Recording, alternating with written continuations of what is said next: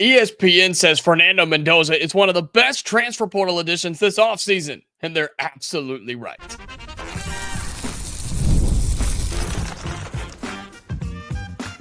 You are Locked On Hoosiers, your daily podcast on the Indiana Hoosiers. Part of the Locked On Podcast Network, your team every day.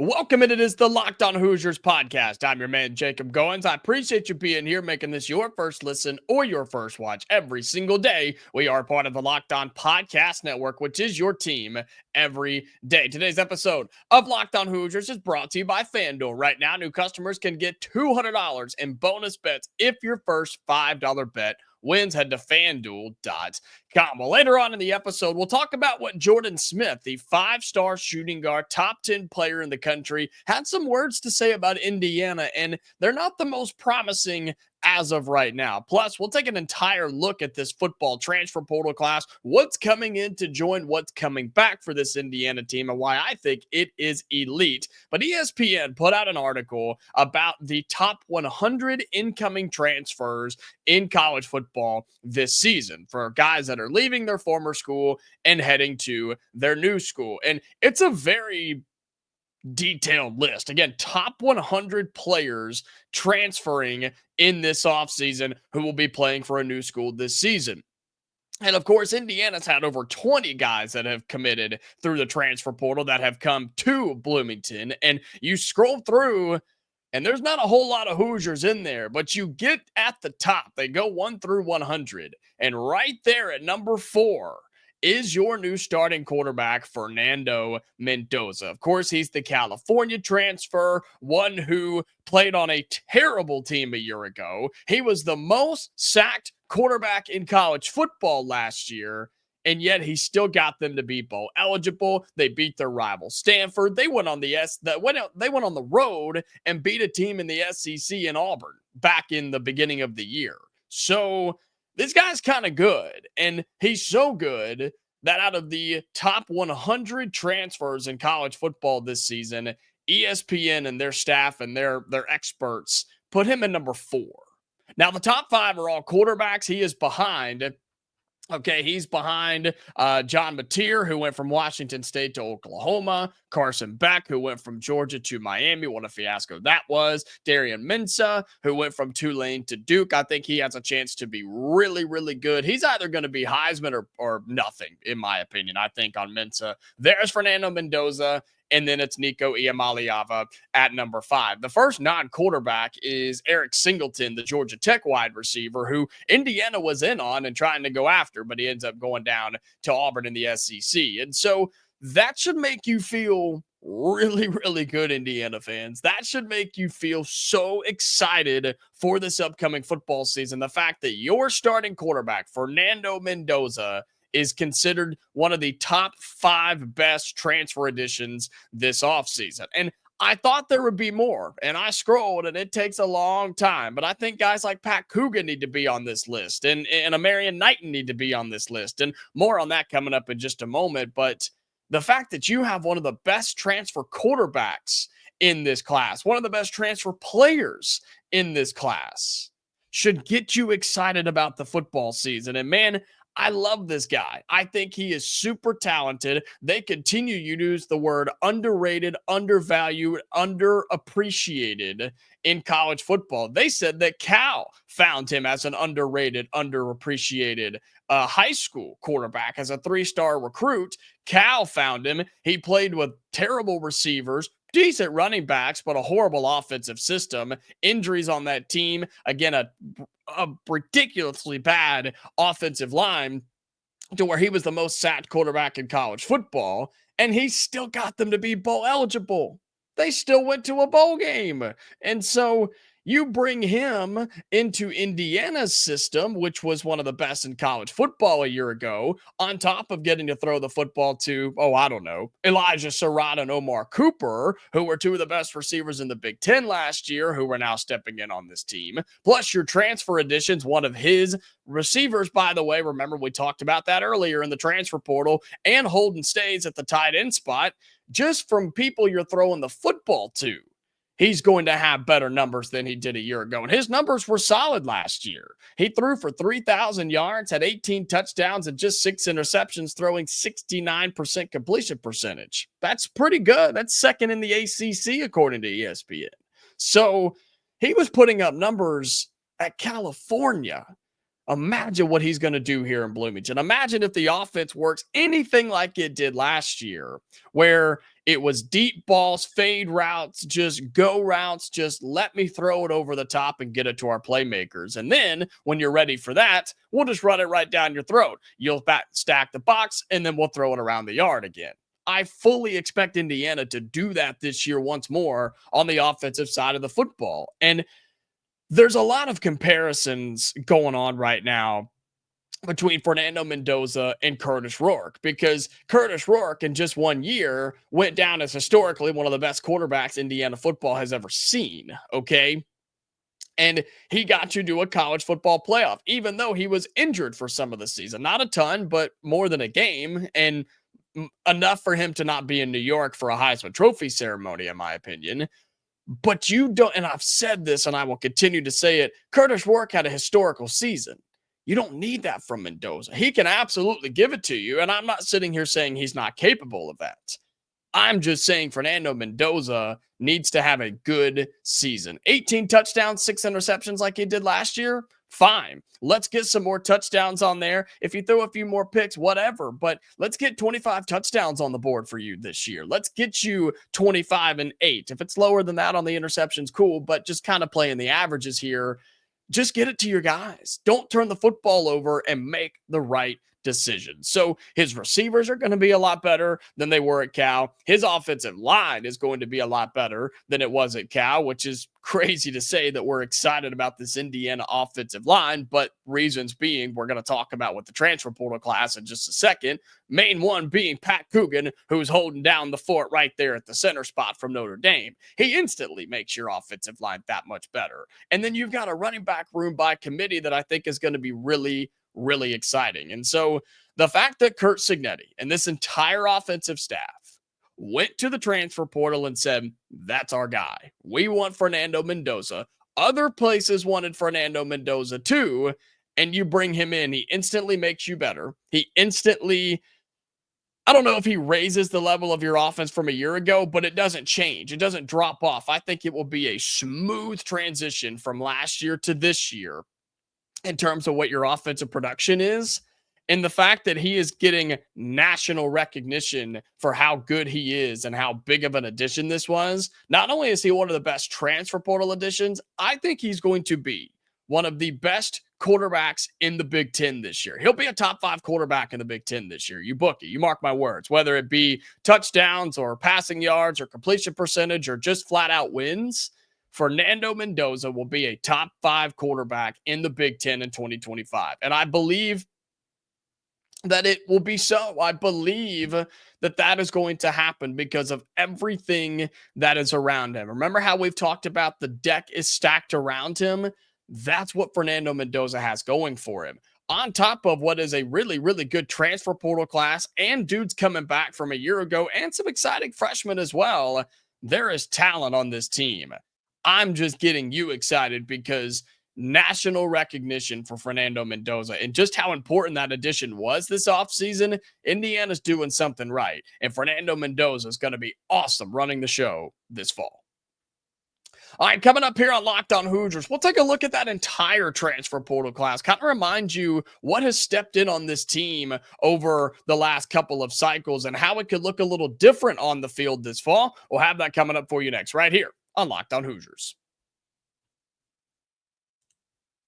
Today's episode of Locked On Hoosiers is brought to you by FanDuel. The NBA playoffs are in full swing. How about those Pacers, huh? They are moving on to the next round, and every night delivers highlight-worthy performances, major momentum shifts, and can't-miss moments. Whether it's a game-winning shot or a breakout player, there's never been a better time to get in on the action. FanDuel makes it easy to stay in the game before tip-off and once it's underway. With player props, performance trends, and same game parlays, fans have more ways than ever to play smart and win big. If you think a player's going to go off one night, jump on FanDuel and make it happen. If you think maybe that player's going to lock him up, jump on that as well. You can go on some unders. You can do whatever you want to do, but you can also get a $200 bonus bet right now if you deposit and your first $5 bet wins. Okay. So if you're new, that's what they've got going for you right now. It's the perfect time to sign up. Go to fanduel.com and place your first $5 bet. If it wins, they're going to give you $200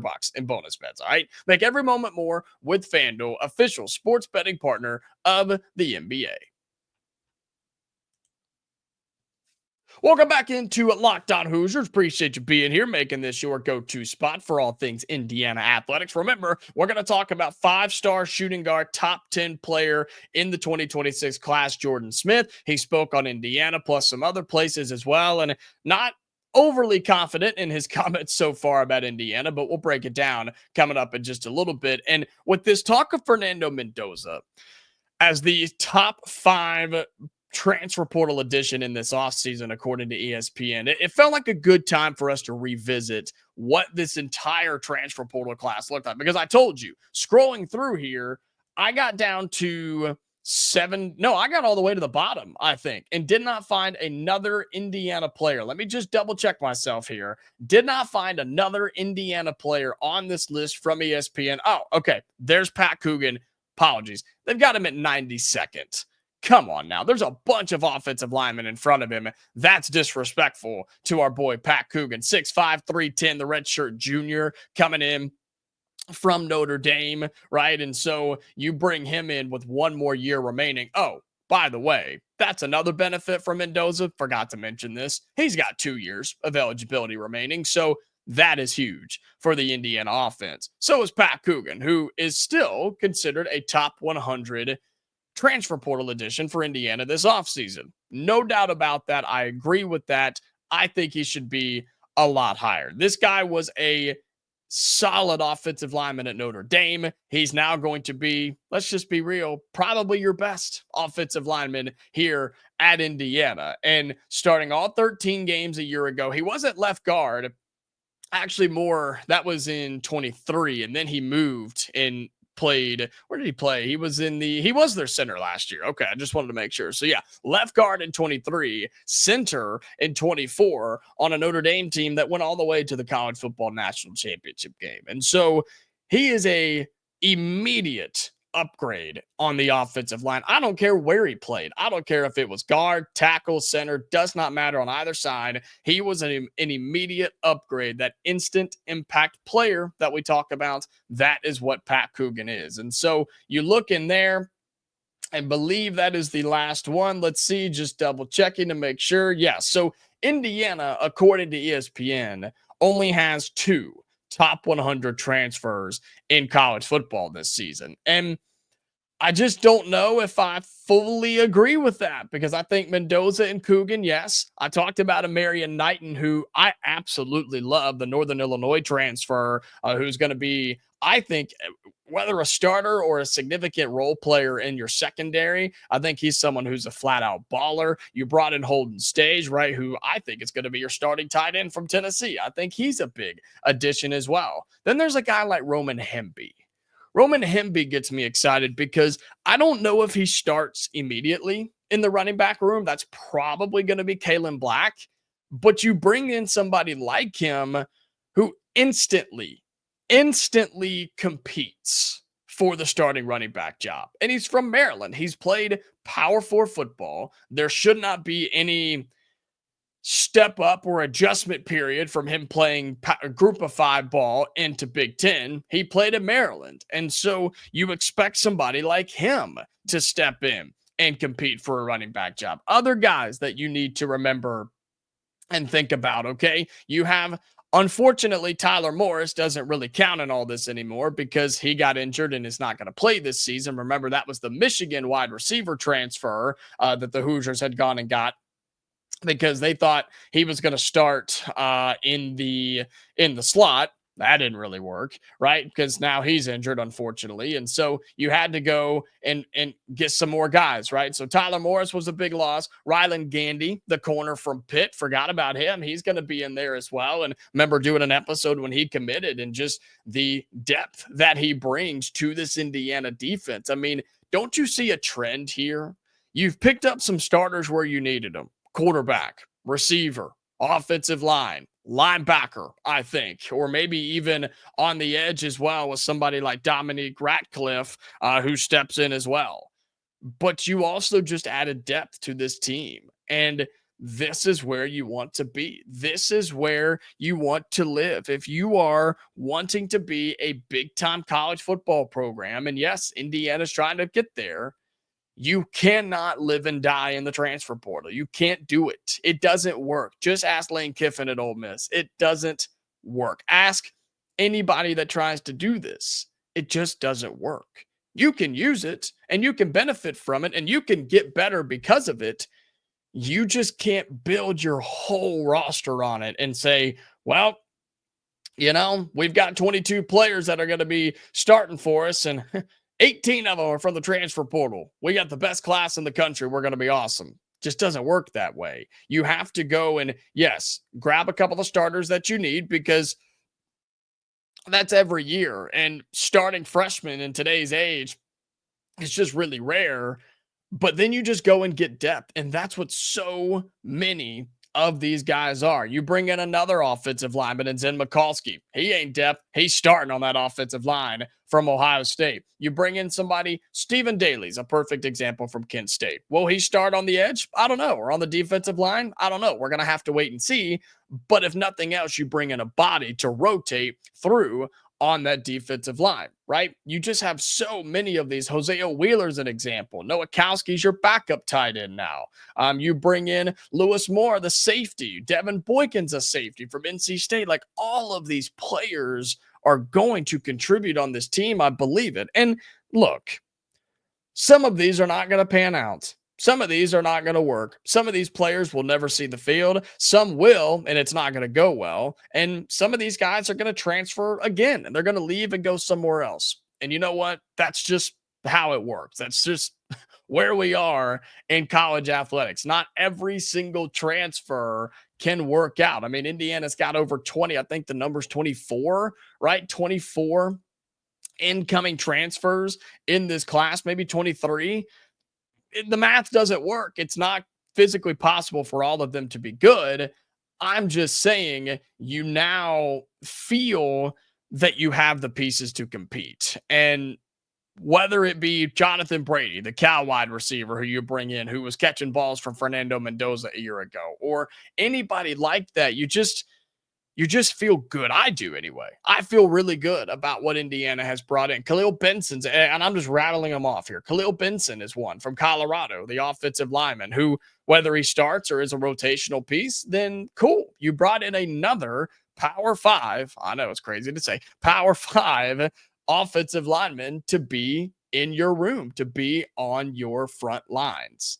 Indiana's transfer portal class is really, really good. And why it's good? Yes, there are some high-ranked players in there, but most importantly, you filled your needs. You got what you needed. You didn't overextend. You don't think you overspent. I don't know the official numbers, but you got everything that you needed, and you made your team better. Yeah, you lost some dudes in the transfer portal, and a couple of them hurt, sure, but nobody left that was just crazy impactful. Nobody left where you were like, ooh, yeah, that one really hurts. No offense to those guys. It's just how it works. Then on top of that, you replaced them with better players in the portal, and you got the starters that you needed. So if you can't tell, I'm excited about this transfer portal class. I'm excited about this team. I'm excited about this season because there's so much daggum talent on this team, and the coaching staff is the same. You have Curt Cignetti running the show. Things are going to be good with a top 5 transfer running the show at Fernando Mendoza, with starting dudes all over the field. This Indiana football team is going to be legit, and it's time to get excited for the upcoming season. All right, coming up here in our final segment on Locked On Hoosiers, 5-star shooting guard, top 10 player Jordan Smith. He spoke with 24/7 Sports about several schools, including Indiana, and we're going to have to change his mojo a little bit. We'll talk about that in our final segment here on the Locked On Hoosiers podcast. All right, final segment on Locked On Hoosiers. Thank you so much for being here, making this your first listen or your first watch every single day. And if you're listening on audio on your various podcasting platforms, Spotify, Amazon, Apple, however you find us, thank you so much for being there. We really do appreciate you. And make sure that you are following the show and subscribe if that's a thing, and have those notifications turned on. I don't want you to miss any new episodes. Like, we have a squad show go out on Thursdays. We got another one coming out for you on this Thursday. You don't want to miss it, okay? Have those notifications turned on so you never miss a new episode of Locked On Hoosiers. So thank you for listening on audio. And if you're watching on YouTube, on the video side, you know the 3-step process here. It's super quick, super simple, and it makes it better for us, okay? Like the video, hit the thumbs up, tells me you like what's going on over here. Also tells YouTube somehow. I don't know how the robot works, but that's just what it does. Also, leave your thoughts in the YouTube comments down below. We're going to do this. Your favorite transfer portal addition for Indiana this offseason, not named Fernando Mendoza, okay? Comment your thoughts down below. Your favorite transfer portal addition for Indiana football, not named Fernando Mendoza. I can't wait to see some of your choices there. And then if you haven't already, subscribe to the channel, okay? It helps us grow, helps us find more people. So make sure that you subscribe to the channel if you haven't already.